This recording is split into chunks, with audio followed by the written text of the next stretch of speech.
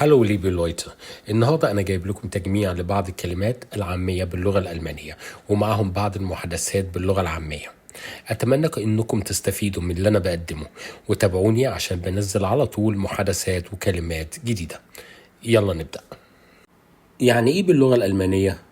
gar kein Bock، يعني ماليش مزاج أو مش طايق أو مش عايز خالص. دي بتتقال لما الواحد ملوش نفس يعمل حاجة أو مش مهتم بالحاجة دي أصلا.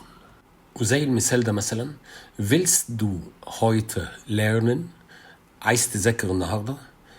nee gar kein Bock، لا ماليش أي مزاج. بس كده. يعني إيه بالألماني ديجا؟ معناها قريب من يا صاحبي يا أخويا يا كبير، أو زي برو في الإنجليزي، بس هي بتتقال بين الشباب والأصدقاء القريبين من بعض، ومش مناسبة خالص في المواقف الرسمية أو مع الكبار. وزي المثال ده كده ديجا was machst du da؟ يرد عليه التاني alles klar ديجا، كله تمام. يعني إيه بالألماني نا كلار؟ نا كلار يعني طبعا أو أكيد. Beispiel: kommst du morgen mit ins Kino؟ هتيجي بكرة معانا السينما؟ na klar طبعا. بس كده. توم: na Lisa lange nicht gesehen. هاي ليزا بقالي كتير مش شايفك.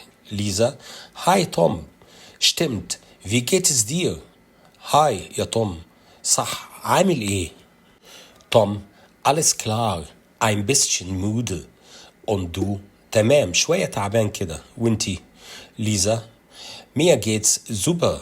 Hast du Bock später einen Kaffee zu trinken؟